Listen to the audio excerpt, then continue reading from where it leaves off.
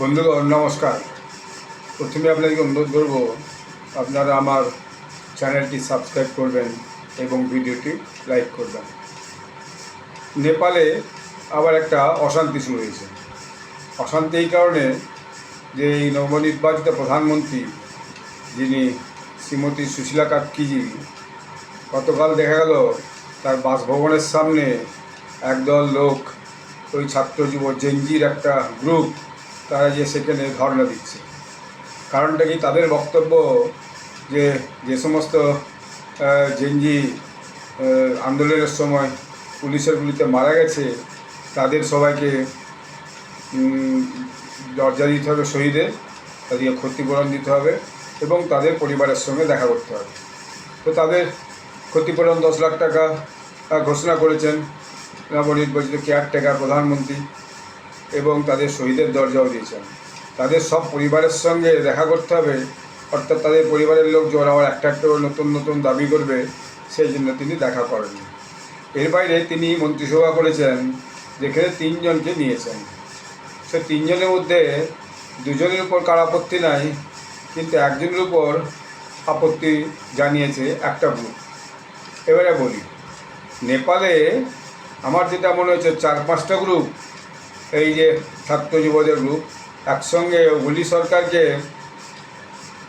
তার ক্ষমতাচ্যুত করার জন্য তারা লড়াইটা করেছিল।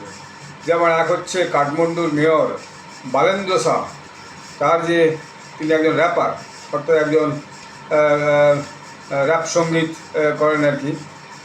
তো তিনি, তার একটা গ্রুপ জেনজিতে।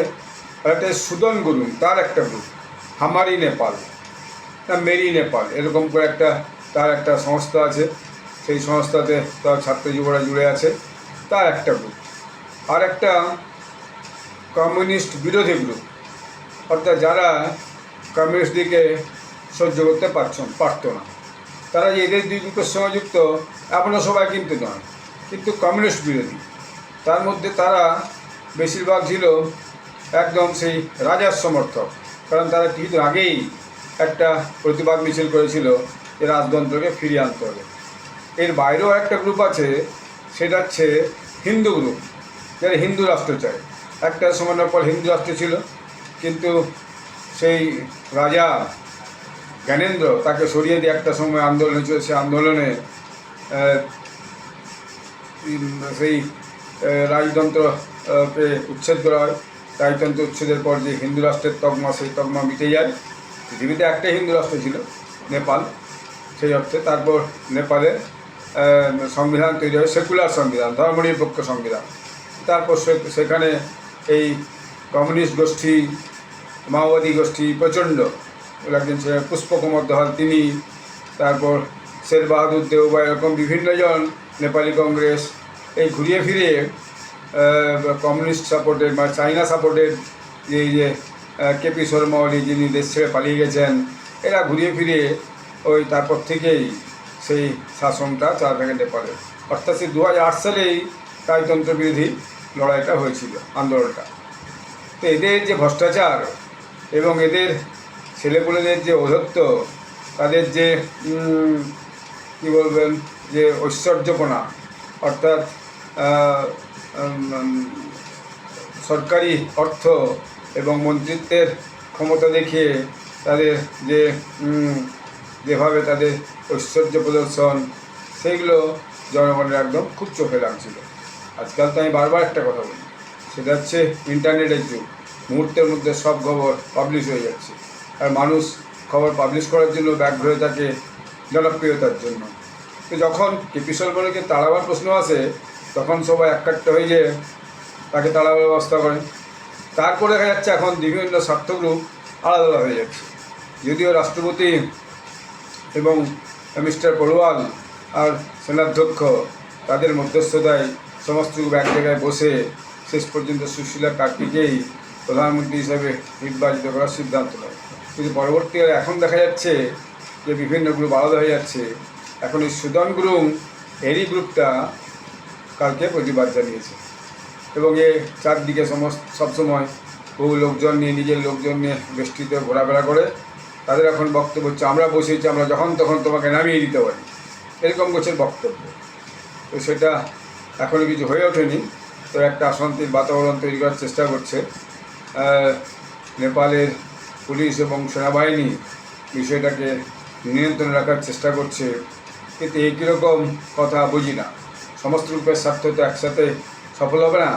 এখন তার সবচেয়ে বড় সমস্যা হচ্ছে, সে চেয়েছিল তার পক্ষের স্বরাষ্ট্রমন্ত্রী বসবে, কিন্তু স্বরাষ্ট্রমন্ত্রী যিনি হয়েছেন তিনি একজন অ্যাডভোকেট এবং তিনি বালেন্দ্র শাহ গ্রুপের লোক। এইটা হচ্ছে তার লাভ। বালেন্দ্র শাহ গ্রুপের লোক হওয়া মানে তার যে পুলিশ প্রশাসন এবং মিলিটারি স্বরাষ্ট্রমন্ত্রীর কথাই চলে, তার কোনো সেখানে সে থাকছে না। সেই জন্য ওই সুদন গুরুংয়ের রাগ হচ্ছে বেশি, যা মনে হচ্ছে। আমি যা বিভিন্ন রিপোর্ট পড়লাম এবং শুনলাম। যাই হোক, তারপর থেকে আজকে আর খুব একটা কোনো অশান্তির খবর পাওয়া যায়নি। আজকে যে ভিডিও আছে সেখানে দেখা যাচ্ছে না আর তেমন কোনো অশান্তির খবর নেই। এবং যে গ্রুপটা আবার নতুন করে অশান্তি শুরু করার চেষ্টা হচ্ছে, তার সব মিলিয়ে বাকি সব বড় বিরোধী গ্রুপগুলো একদিকে হয়ে গেছে। এছাড়া সুশীলা কাকি যেটা বলেছেন যে যারা সরকারি সম্পত্তি নষ্ট করেছে তাদের বিচারের আওতায় আনা হবে, এটা হয়তো সুদন গুরুংদের একটা মাথা ব্যথার কারণ হতে পারে। কারণ ওদেরই লোকজন হয়তো বেশিরভাগ এই সমস্ত সরকারি অফিসে, পার্লামেন্ট, সুপ্রিম কোর্ট, বিভিন্ন জায়গায় ব্যক্তিগত যে সম্পত্তি, দোকান, হোটেল, এইসবে জোর জবস্তি করে আগুন লাগিয়ে দিয়েছিল, লোকজনকে বের করে দিয়েছিল। এরকম একটা অবস্থায় যদি বিচার শুরু হয় তাহলে হয়তো সুদন গুরুংয়ের কিছু লোকজনের অসুবিধা হতে পারে। এটাও একটা কারণ, সেটাও হতে পারে। অনেকে সেটা সন্দেহ করছে, আমার মনে হচ্ছে ওটাও কিন্তু একটা কারণ হতে পারে। যাই হোক, নেপালে আর কোনো অশান্তি না হবে এটাই চাই আমরা। এবং সুদন গুরুং হতে পারে ওই ডিপ স্টেট সিআইয়ের লোক, অর্থাৎ আমেরিকার সমর্থক লোক, এটা একটা হতে পারে। আবার কিছু কেপি শর্মা ওলির যে লোকজন ছিল তারাও তো চুপ করে থাকবে না। কেপি শর্মা ওলি চলে গেছে, কিন্তু তার তো কমিউনিস্ট সমর্থক তো অনেক থেকে গেছে। তো তারা সব ব্যাপারটা খুব মনের মতো লিখছে না, পছন্দ হচ্ছে না। তারা হয়তো এখন এই যখনই এরকম কিছু একটা নতুন করে শুরু হচ্ছে সেখানে হাজির হচ্ছে, এরকম একটা ঘটনা হতে পারে। তা আমরা আমাদের পাশের দেশ নেপাল, ভারতের সঙ্গে খুবই ধরম মরম বন্ধুত্বের সম্পর্ক। নেপালের সঙ্গে ভারতবাসী যাতায়াতে কোনো ভিসাও লাগে না। নেপালের টাকা, ভারতের টাকা নেপালে ভীষণভাবে চলে, কোনো অসুবিধা হয় না। তো আমরা এই যে ঘটনাগুলো ঘটছে সেদিকে নজর রাখবো। নতুন কোনো ডেভেলপমেন্ট হলে আপনাদেরকে জানাবো। আপনারা সবাই ভালো থাকবেন। ধন্যবাদ।